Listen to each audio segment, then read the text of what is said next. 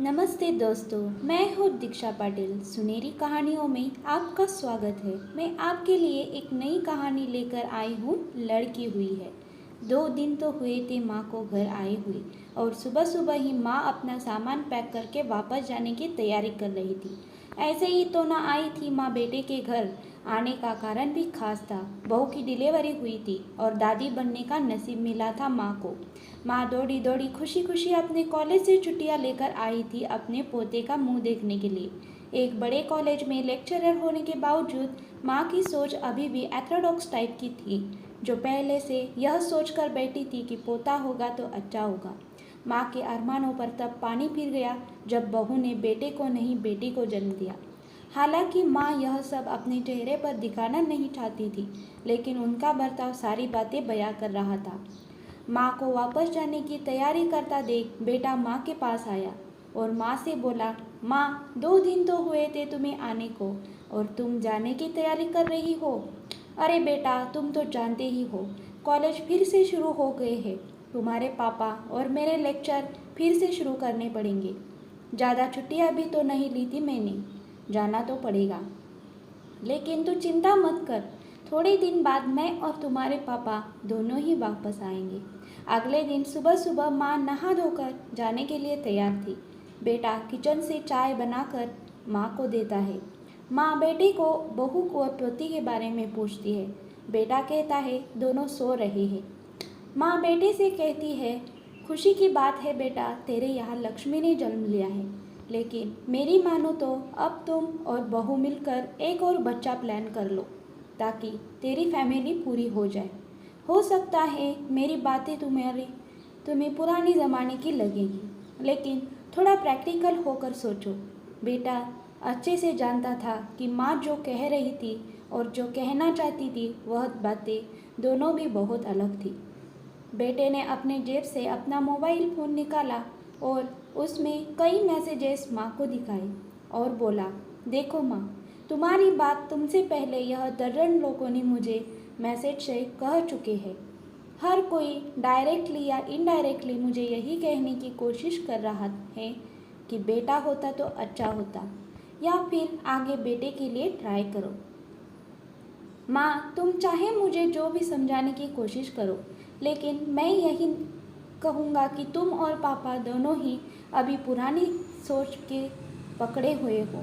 और ऐसा मुझे इसलिए कहना पड़ रहा है क्योंकि अगर मेरा बेटा हुआ होता तो आप इतनी जल्दी जाने की तैयारी ना कर रही होती और उसे अपने हाथों में लेकर यहाँ से वहाँ खिला रही होती और पापा भी यहाँ पर होते।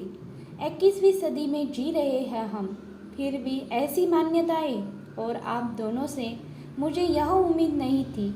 आप हज़ारों बच्चों को लेक्चर देते हो और खुद इस तरह के विचार रखते हो।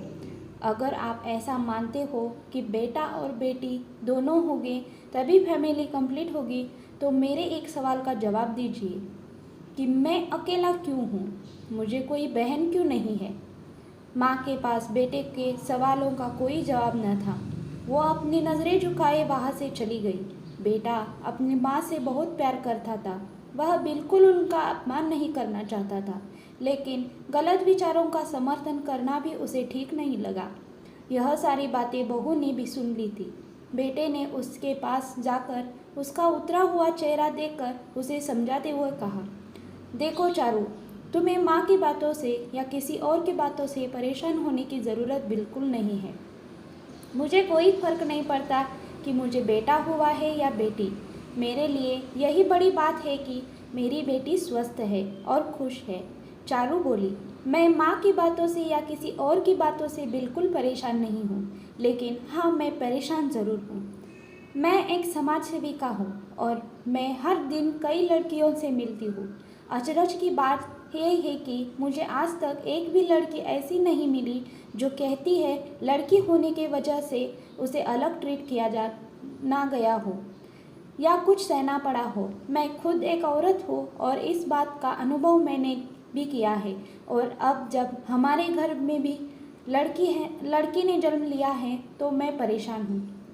पति अपनी पत्नी को समझाते हुए कहता है, कल्पना चावला, रानी Lakshmibai, PV Sindhu, Pratibha Patil, mother Teresa, Kiran Bedi. List इतनी लंबी है कि कभी खत्म ही ना हो। क्या इन सब ने यह सब फेस नहीं किया होगा?